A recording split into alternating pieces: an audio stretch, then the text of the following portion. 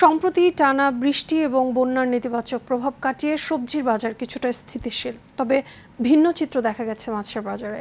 প্রায় সব ধরনের মাছের দামই এখন বাড়তি, বেড়েছে সব ধরনের চালের দাম। ব্যবসায়ীরা বলছে টানা বৃষ্টি এবং বন্যার কারণে প্রভাব পড়েছে। এইচএমইতে রিপোর্ট। দেশের পূর্বাঞ্চলে বন্যার ত্রাণের জন্য বেড়ে গেছে মোটা চালের চাহিদা। এর প্রভাব পড়েছে রাজধানীর বাজারে। সপ্তাহের ব্যবধানে প্রকারভেদে প্রতি কেজি চালের দাম বেড়েছে 2 থেকে 6 টাকা। দাম বেড়েছে ডিম ও মুরগির। সব ধরনের মাছও বিক্রি হচ্ছে বাড়তি দামেই। তবে কিছুটা স্বস্তি সবজির বাজারে।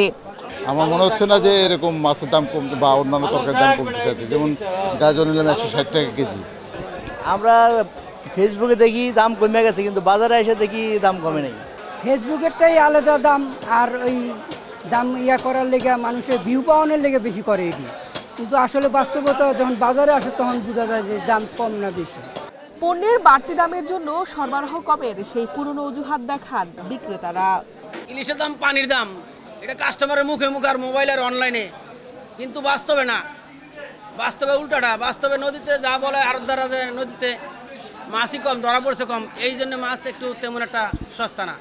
মালের দাম সরকার পরিবর্তন হওয়ার আগে যে অবস্থা ছিল এই অবস্থাই চলতেছে, কিন্তু বাড়তেছে না। আমরা তো আগেও এই মাছ বেশি 650 700, এখনো বেশি 650 টাকা 700 টাকা। এই বড় পাবদা মাছ আগেও বেশি 450 500, এখনো বেশি 450 460। এমন অবস্থায় অন্তর্বর্তীকালীন সরকারের কাছে কঠোর মনিটরিং এর দাবি জানান ক্রেতারা। আমরাই তো চাচ্ছি যে সবকিছুর জিনিসপত্রের দামটা কমে আসুক। হ্যাঁ, তো সেইটা তো এখনো কিছু হচ্ছে না। 1 মাসের মধ্যে তো যে কোনো জিনিসই হোক না কেন, যে দামটা যে স্থিতি আছে বা কমে গেছে সেটা তো দেখছি না। দাম তো খুব চড়া। এটা তো মনিটরিং সেল লাগে, একটা মনিটরিং সেল করে বাজারগুলো কন্ট্রোল করা দরকার। এছাড়া তো কোনো উপায় নেই, প্রতিটা জিনিসের দাম বেশি। এইচএমই, এশিয়ান টেলিভিশন, ঢাকা।